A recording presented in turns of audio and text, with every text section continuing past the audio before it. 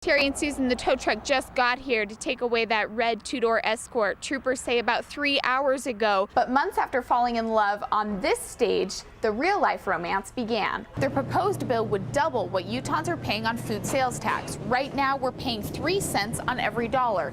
Some legislators want to make that 6. If you're planning on coming out to the maze this year, there's a few things you should remember. Plans are already underway to demolish this one in the next couple years. Thanks, Trina. You and I were issued one of these cards when we were about 16. These markings show just how far this man traveled, coming across all lanes of traffic, hitting Jones before coming to a stop right here.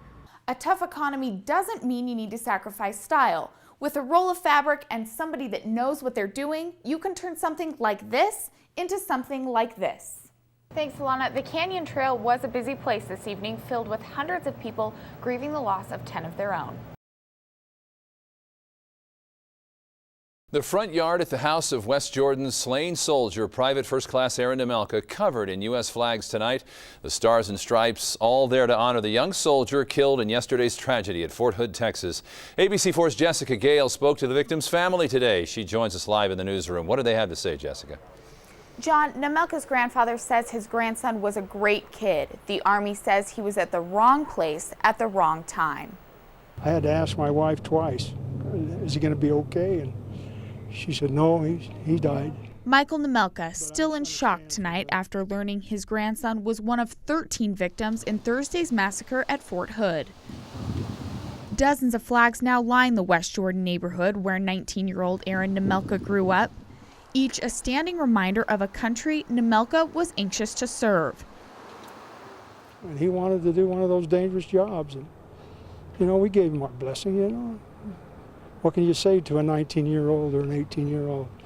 Go for it. And go for it he did. Nemelka had just finished up training, learning how to defuse mines and bombs, and was getting set to deploy to Iraq in just a few weeks. When he came home on leave this last time, he was talking about it, how much he would enjoy. He enjoyed what he was learning about.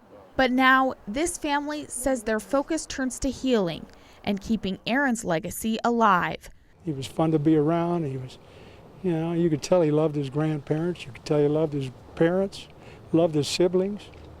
He's just a lovable kid, He didn't have any problems with anybody.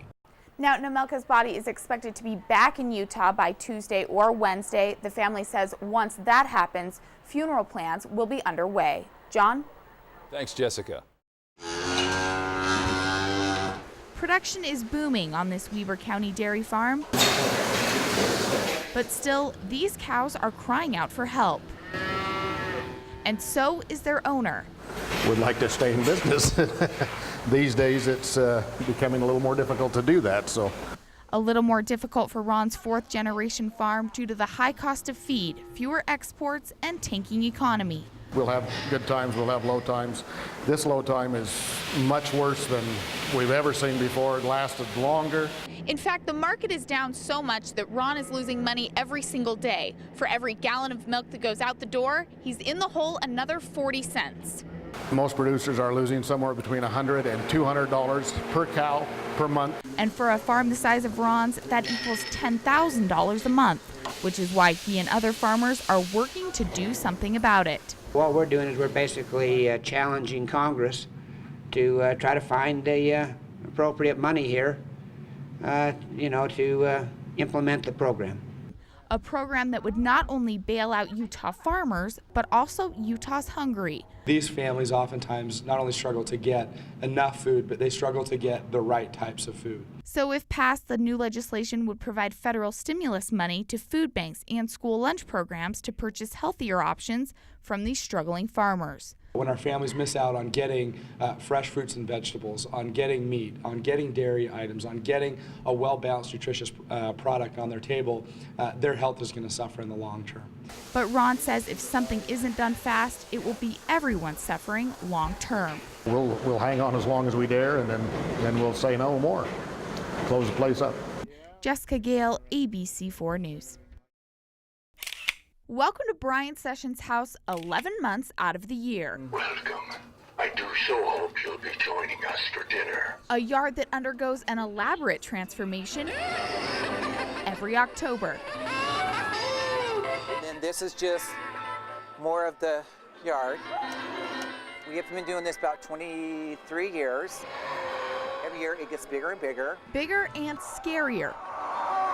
Complete with everything you'd expect: a hearse, coffin, and even snakes. But what's unique about this haunted house is its success isn't measured in the dollars made, but instead donations given to the Utah Food Bank. We brought a couple of cans of crushed pineapples and olive, which added to the 2,000 pounds of food donated by visitors like Tristan Stacy. We heard that it was for a good cause and that they were accepting food donations, and we heard that it was a holiday house, and we love Halloween. But it's Brian's love for Halloween and the community which keeps the haunted home alive year after year. And this is how we're trying to give back to the world. And he says he won't stop, even if he gets a spooky bill in the mail next month. When you open up your power bill next month, what are you going to see? Well, hopefully West Jordan will give me a discount. Jessica Gail, ABC4 News.